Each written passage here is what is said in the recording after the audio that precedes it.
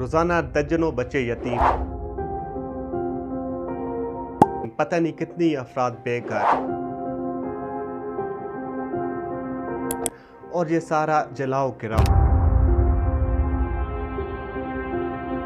जालिम दुश्मन उन्हें ये कहकर भेजता है कि वहाँ जाओ, वो जगह तुम्हारे लिए सेफ है। बट गेस व्हाट, जब वो वहाँ पर पहुँचते हैं तो वो हमला कर देता है। It means there is not any safe place for them in their own country. आज फ़लस्तीन की ज़मीन पर रोज़ाना बमबारी की जाती है। आज फ़लस्तीन की ज़मीन पर कोई बिल्डिंग भी सही नहीं खड़ी। लेकिन क्या ये ज़मीन इसी तरह थी? अगर हम आज से 150 साल पहले जाएं तो इस ज़मीन पर सिर्फ दो ही कौमें आबाद थी, मुसलमान और ईसाई।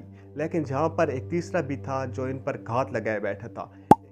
तारीख में एक मोड़ आता है और 1897 में यहूदी रहनुमा थियोडोर हर्ज़ल स्विट्ज़रलैंड के शहर बासेल में ज़ियोनिज़्म की बुनियाद रखता है। ज़ियोनिज़्म बेसिकली फ़लस्तीन बनाने का एक अज़्म होता है, एक तहरीक होती है जिसके ज़रिए वो आपस में बातचीत करते हैं एंड फाइनली वो डिसाइड करते हैं कि हम फ़लस्तीन में एक ग्रेटर इस्राइल बनाएंगे। और इसी अज़्म को लेकर थियोडोर हर्ज़ल और इसके साथी आगे चलते हैं। अब 1897 और 1904 तक थियोडोर हर्ज़ल कई अटैम्प्ट करता है और सुल्तान अब्दुल हमीद को एक पेशकश करता है कि आप हमें ग्रेटर इस्राइल बनाने के लिए फ़लस्तीन की ज़मीन दे दें एंड हम आपके मुमलकत उस्मानिया के तमाम कर्ज़े माफ़ करवा देंगे। बट सुल्तान अब्दुल हमीद ऐसे शख्स थे जो मुसलमानों की ज़मीन कभी भी किसी को नहीं देने वाले थे एंड इसलिए सुल्तान अब्दुल हमीद ने हर बार थियोडोर हर्ज़ल को मुंह पर जवाब दे दिया। एंड 1904 में थियोडोर हर्ज़ल मर जाता है और वो अपने इस ख्वाब को जीते हुए पूरा नहीं कर सकता।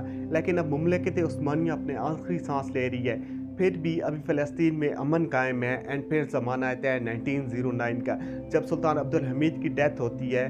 तब भी इसमें अमन होता है, अभी बगावतें शुरू हो जाती हैं। फिर आती है वर्ल्ड वार 1 जो कि अभी शुरू होने ही वाली थी एंड मुमलकत उस्मानिया इसमें सेंट्रल पावर जर्मनी और हंगरी का साथ देती है। एक बड़ी जंग होती है ब्रिटिश और मुमलकत उस्मानिया, हंगरी और जर्मनी के खिलाफ। लेकिन इसी बीच में एक खेल खेला जा रहा होता है फ़लस्तीन को लेकर। सेहोनी ब्रिटिश की मदद करते हैं, उसे इमदाद देते हैं, उसे असलहा देते हैं और बदले में वादा लेते हैं कि जब ब्रिटिश कंट्रोल कर लेगी मुमलकत उस्मानिया के बहुत सारे इलाके तो वो फ़लस्तीन यहूदियों को दे देगी। और ब्रिटिश भी इस पर कन्विंस हो जाते हैं क्योंकि उनका बेसिक मकसद होता है जर्मनी, हंगरी और मुमलकत उस्मानिया को शिकस्त देना। ये जंग 4 साल तक जारी रहती है। फिर 1917 में लॉरेंस ऑफ बिश्नोई के साथ ब्रिटिश अफवाज फ़लस्तीन में दाखिल होती हैं। लॉरेंस ऑफ बिश्नोई एक ब्रिटिश ऑफिसर होता है जो कि मदद करता है अरबों की खिलाफत उस्मानिया के ख़िलाफ़, क्योंकि ये सेहोनी सारे जो थे ये सपोर्ट कर रहे थे बगावत को ताकि मुमलकत उस्मानिया को ख़त्म किया जा सके और एक ग्रेटर इसराइल की बुनियाद रखी जा सके। 1917 में ब्रिटिश और लॉरेंस ऑफ बिश्नोई फ़लस्तीन पर कब्ज़ा कर लेते हैं एंड ऑलरेडी डिसाइडेड होता है कि जो फ़लस्तीन है वो यहूदियों के पास जाएगा, सेहोनियों के पास जाएगा। एंड यहाँ पर आती है बाल्फोर डिक्लेरेशन। ये एक ऐसा खत है जो ब्रिटिश की तरफ से यहूदियों को लिखा गया था और इसमें साफ कहा गया था कि फ़लस्तीन अब यहूदियों की ज़मीन है, वो वहाँ जाकर आबाद हो सकते हैं। लेकिन यहाँ पर अब सेहोनियों का जो रहनुमा था वो था चाइम वाइजमैन और वो फुल कोशिश कर रहा था कि किसी न किसी तरह यहूदियों को वो फ़लस्तीन लेकर आए। लेकिन यहूदी यूरोप छोड़ने को तैयार ना थे क्योंकि ये इसी तरह ही था। आज अगर आप किसी सेट बंदे को जो यूरोप में बैठा है उसको कहें कि वो अपने तमाम कारोबार छोड़कर पाकिस्तान में आ जाए और सिर्फ पाकिस्तान में रहे, ऐसा ही सीन था यहूदियों के साथ। और यहूदी बिल्कुल भी अपना वतन छोड़ने को तैयार ना थे, यानी कि वो यूरोप से फ़लस्तीन आने को तैयार ना थे। जहाँ पे चैम वाइजमैन और उसके तमाम सेहोनी लीडर जो थे वो बहुत परेशान थे क्योंकि अब कोई भी फ़लस्तीन आने को तैयार ना था। एंड उनका ये जो ग्रेटर इसराइल को प्रोग्राम था ये तकरीबन ख़त्म होने को था। फिर आता है यहाँ पर तारीख़ में एक मोड़। 1924 में खिलाफत उस्मानिया ख़त्म होती है एंड फिर आता है हिटलर बेसिकली यहूदियों का दुश्मन होता है एंड वो यहूदियों को पकाना शुरू कर देता है, मारना शुरू कर देता है और एक बहुत बड़ी जंग होती है जिसमें वो तमाम यहूदियों को ख़त्म करने का इरादा रखता होता है। हिटलर से डर कर यहूदी इधर उधर भागने लगते हैं, वो दूसरे ममालिक में जाते हैं, लेकिन हिटलर उन्हें कहीं भी नहीं छोड़ता।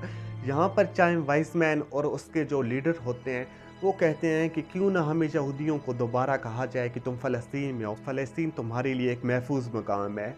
एंड वो दोबारा यहूदियों को पेशकश करते हैं कि आओ और हम एक ग्रेटर इसराइल बनाएं।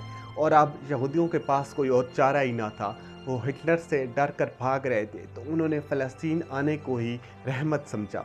अब यहूदियों की इमिग्रेशन को ब्रिटिश सपोर्ट कर रहा था एंड यहूदी दर्जनों के हिसाब से फ़लस्तीन आ रहे थे, जिससे फ़लस्तीन में एक हंगामा क्रिएट हो रहा था। एक ऐसा हंगामा जो कि नॉर्मल है, क्योंकि जब बाहर से एक बंदा आता है तो आप परेशान होते हैं कि वो कहाँ रहेगा, कैसे मैनेज होगा। ये सब अरब फ़लस्तीनियों और यहूदियों के दरमियान हो रहा था एंड 1937 1948 तक ऐसा ही चलता रहा एंड 1947 1948 में एक सिविल वार होती है जो कि यहूदी और मुसलमानों के दरमियान होती है एंड इसे सिविल वार का नाम दिया जाता है, जिसमें बहुत सारे फ़लस्तीनियों को घरों से निकाल दिया जाता है। एक एस्टिमेट के मुताबिक 7 लाख फ़लस्तीनियों को उसी वक्त ही बेघर कर दिया जाता है एंड यहूदी ऑलरेडी पिटीशन दायर कर चुके होते हैं यूएन में कि हमें एक अलग वतन दिया जाए।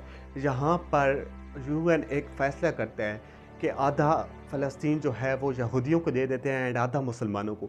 यहाँ पर यहूदी और सेहोनी तो एग्री हो जाते हैं, लेकिन अरब मुसलमान कहते हैं कि फ़लस्तीन सारा हमारा है एंड वो इस एग्रीमेंट से डिसएग्री कर जाते हैं एंड ये जो पिटीशन थी ये ख़त्म हो जाती है।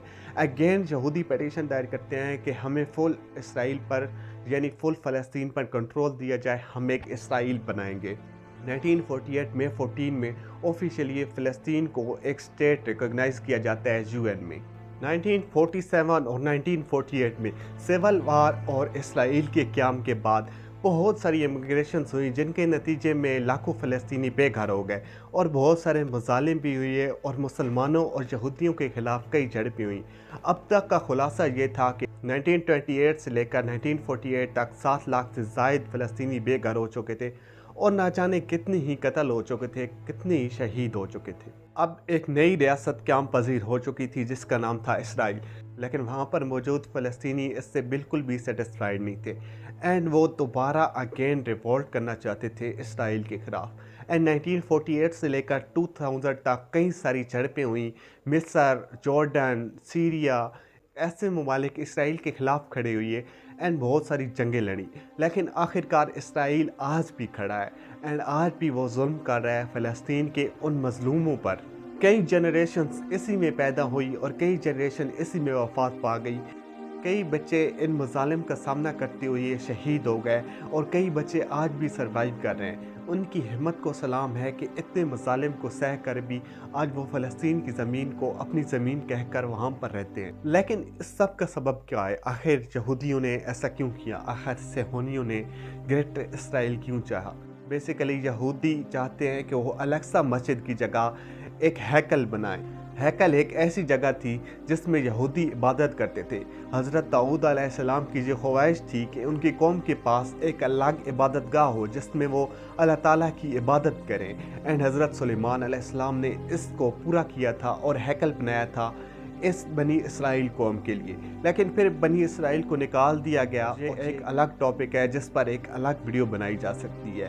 खैर, अब हम अपनी बात पर वापस आते हैं। 1948 से लेकर 2025 तक कई हमले हुए, कई जंगें हुई जिन पर एक अलग डॉक्यूमेंट्री बन सकती है। ये वीडियो थी बेसिकली एक खुलासा ताकि आपको पता चल सके इसराइल कैसे आया, कैसे वजूद में आया।